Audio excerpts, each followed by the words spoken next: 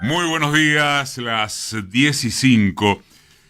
Les adelanto que tal vez, aún en un fin de semana largo, pueda continuar habiendo novedades y nombres por las repercusiones del allanamiento de esta cueva Nimbus, que también, según alguna información que llega, no estaría centralmente relacionada con quien se ha mencionado, el croata de las cuevas, sino con algún otro empresario un poquito más importante, además de los ricos y famosos que se dice estarían involucrados.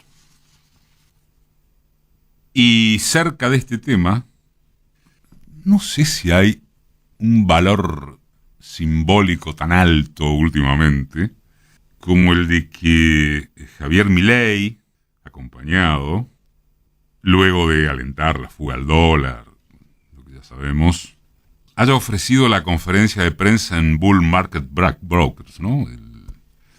Cueva de la familia de Ramiro Marra.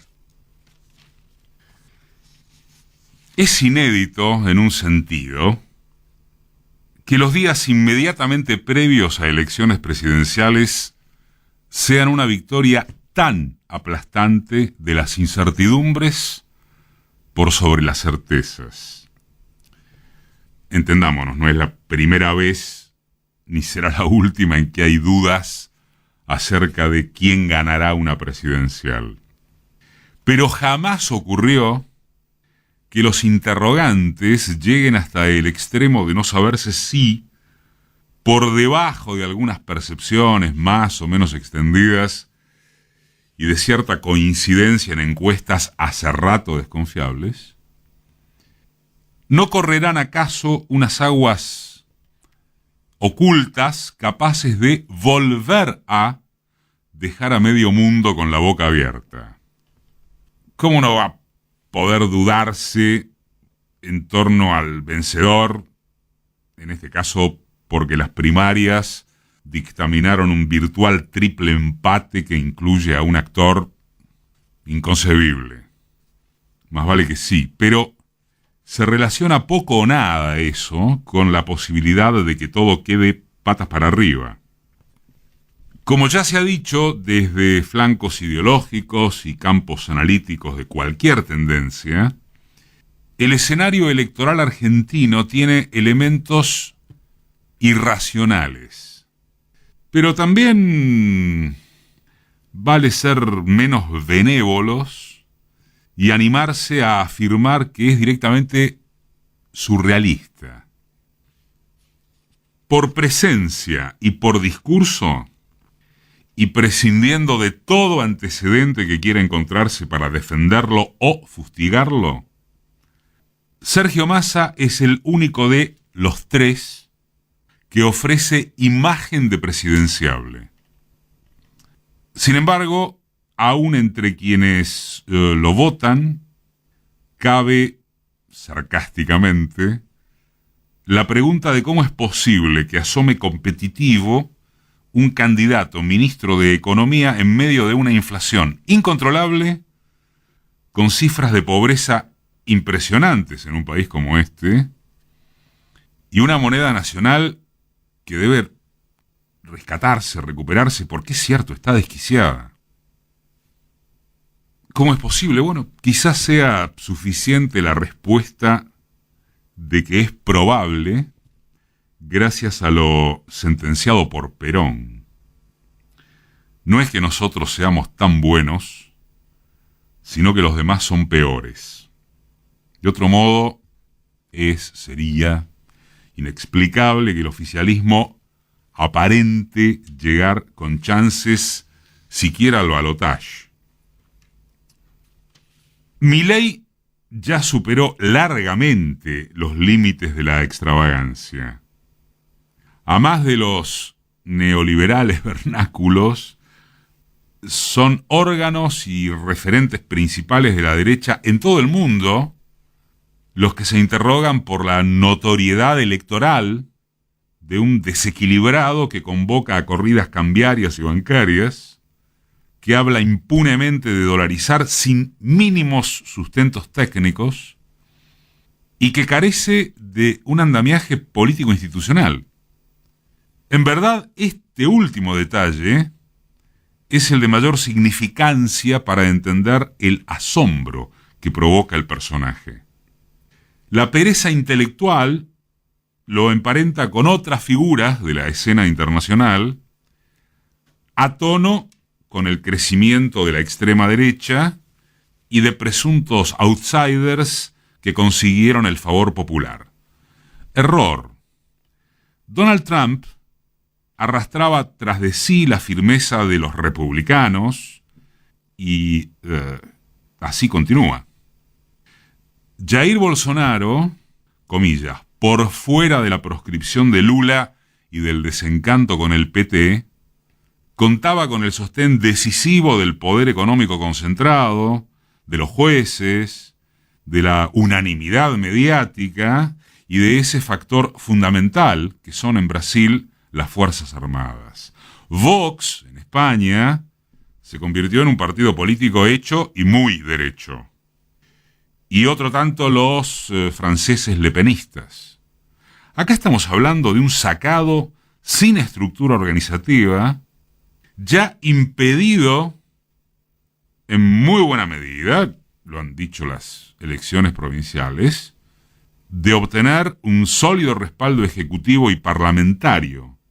Aunque, esto lo ironiza Jorge Asís, en Argentina es estremecedora la solidaridad que despierta el ganador.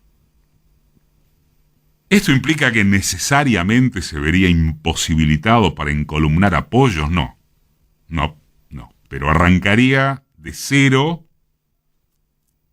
o de abajo de cero, en materias muy sensibles.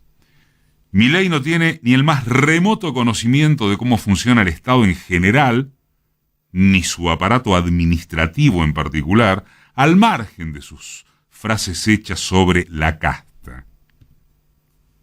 En ese aspecto queda muy lejos de parecerse a Menem, que supo alinear al PJ antes y después de asumido. Y tampoco, hemos hablado de esto, dispone de experiencia de gestión, excepto por su trabajo como asesor en el ámbito privado, del que sí hay buenas referencias. En síntesis, si alguien se preguntara por lo concreto de qué significa un salto al vacío, otra vez comillas, independientemente de ideas macro como la dolarización y los explosivos en el Banco Central, tiene la respuesta en Milei como un inexperto absoluto. Y en cuanto a Patricia Bullrich, solo el voto gorilísimo explica que pueda ser la tercera en discordia. Está casi tan lejos como Milei de ser una imagen presentable como presidenta, y de ninguna manera figuraba en los cálculos deseados por los grandes agentes de la economía. Era Larreta, no ella. Ahora en minutos, según la información que nos llega, va a anunciar que Larreta formará parte de su gobierno. Bueno, era Larreta, pero no pudo ser porque, entre otros motivos, el dueño despechado del PRO se encargó de dinamitar a la coalición que hasta hace, ¿cuánto? Un año menos. Creía que la victoria sería apenas un trámite. Esta descripción, un tanto obvia seguramente, pretende quedar por encima de los fuegos que se registran en estos últimos días y casi sin dudarlo hasta el domingo que viene. Los servicios, los carpetazos, las maniobras están a full, más allá de que hechos y protagonistas de corruptelas, marineros, chocolates, sean asaz verificables. Vale todo: audios, videos, fotos, oportunas andanzas judiciales, imputaciones a la Bartola o relativamente serias. Algo de todo eso cambiará lo que no se sabe qué es o en qué terminará consistiendo. ¿Quién está en condiciones de asegurar que Milei se estancó o retrocedió porque ya fue demasiado lejos con sus exabruptos, generando que entre sus propios y eventuales votantes se haya despertado cierta inquietud y en algún resto el espanto? ¿Quién puede decir con convicción que tales incidencias serán aprovechadas por Massa justo cuando siguió estallándole el dólar y el precio de los alimentos? Y podría agregarse la insólita denuncia penal del presidente Fernández que le regaló a Milei el papel de víctima. ¿O quién puede decir con seguridad que eso sea usufructuado por Bullrich justo cuando ya no le confían ni en la prensa cambiemita, a la que le alquilaron una señal de cable para hacer campaña y donde pareciera que el último apagará la luz? De vérselo por la negativa, este panorama ratificaría que el descreimiento generalizado sobre la política puede darle cabida a cualquier cosa, a riesgos insondables, a un auténtico precipicio. Y de vérselo por la positiva,